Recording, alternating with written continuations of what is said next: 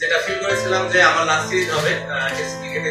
Kanpur test শুরুর আগের দিনের প্রেস কনফারেন্স স্মরণীয় হয়েই থাকবে। গ্রিন পার্ক স্টেডিয়ামের প্রেস কনফারেন্স রুমে হুট করেই সাকিব আল হাসানের আগমন। সাধারণত ম্যাচের আগের দিন গণমাধ্যম সামলাতে অধিনায়ক কিংবা কোচকেই দেখা যায়, এদিন হলো ব্যতিক্রম।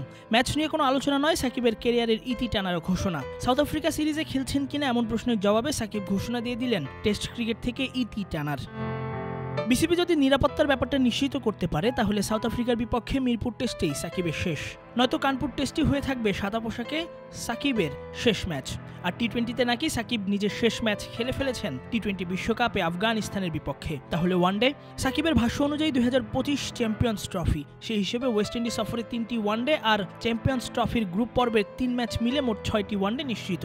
চ্যাম্পিয়ন্স ট্রফি সেমিফাইনাল অথবা ফাইনাল খেলতে পারলে আরও 2টি, সব মিলিয়ে 8টি ওয়ানডেতে সাকিবকে দেখা যাবে। বলা যায় এই 8 ম্যাচ পরই সাকিবকে আর দেখা যাবে না আন্তর্জাতিক ক্রিকেট খেলতে। I'm happy. It's just I don't have any regrets. আমার কোনো ওরকম লাইফের রিগ্রেটস কখনো ছিল না, এখনও নাই।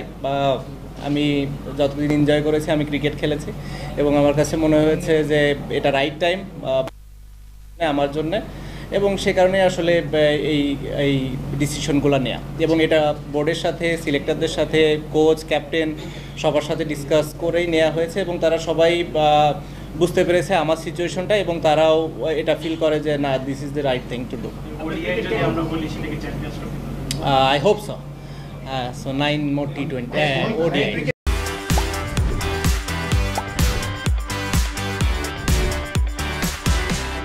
18 বছরের ক্রিকেট ক্যারিয়ারে সাকিব আর বিতর্ক যেন পাশাপাশি হেঁটেছে। রাজনীতিতে নেমে বিতর্কের চূড়ায় উঠেছেন যেন।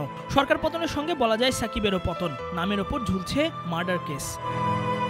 নতুন করে শুনেছেন শেয়ার বাজার কেলেঙ্কারিতে 50 লাখ টাকা জরিমানার খবর। এতদিন পর সাকিব মুখ খুললেন সেসব নিয়ে, খোলাখুলি কথা বললেন সেই মামলা আর শেয়ার বাজার কেলেঙ্কারির ব্যাপারে, যেখানে সাকিবের কণ্ঠে অসহায়ত্বের সুর। দিনগুলো কিভাবে কাটছে তার নাকি নিজেও জানা নেই। টাফ, খুবই টাফ। আমি কিভাবে রাখছি এটা আল্লাহই জানে, আমিও জানি না আসলে। যেটা বললেন যে ধরেন একটা কেস, হ্যাঁ এখন হয়েছে, সবারই রাইটস আছে, বাট আপনারা সবাই জানেন যে এটা কেমন ধরনের কেস ছিল, কিংবা আমি ওই কোথায় ছিলাম, আমার কাজ কী ছিল, কিংবা আমি কী করছিলাম। তো এই বিষয়টা নিয়ে খুব বেশি একটা বলতে চাই না। আর একটা জিনিস যেটা সদ্য হয়েছে, আমার লাইফে আমি কোনোদিন আসলে নিজে থেকে কোনো ট্রেড করে নিই। কেউ যদি এটা বলে যে এই ট্রেডিং নিয়ে কথাও বলেছি, আমাকে প্রমাণ দিলে আমি খুশি হব। সো এই সবগুলোই এখন আসলে যে কেউ যে যার যার মতো করতেই পারে, বাট জিনিসগুলো হচ্ছে যে আপনি যদি সুন্দর করে একটু করতো হয়তো মেবি বেটার হতো আমার জন্য হয়তো মেন্টালি একটু ভালো হতো। কারণ ফলস এলিগেশনগুলো আমার কাছে মনে হয় না যে এই জিনিসগুলো খুব একটা ভালো দিক বহন করে আমাদের দেশের জন্য, বা বাইরে স্পেশালি বাইরের মানুষ যখন এগুলো নিয়ে কথা বলবে, আমার কাছে মনে হয় না যে জিনিসগুলো খুব বেশি একটা অ্যাপ্রোপ্রিয়েট হবে। কারণ আমি যেটা ফিল করেছি, প্রথমটা তো আপনাকে বললামই, আর দ্বিতীয়টা যেটা মানে আমার লাইফে যখন আমি কোনো ট্রেডই করিনি নিজ থেকে, সো স্বাভাবিকভাবে আমার ভুল করার কিংবা ওটার সাথে যে ধরনের ওয়ার্ডগুলো ইউজ করা হয়েছে সেগুলো আসলে কতটা অ্যাপ্রোপ্রিয়েট সেটাও আমার জন্য একটু দুঃখজনক।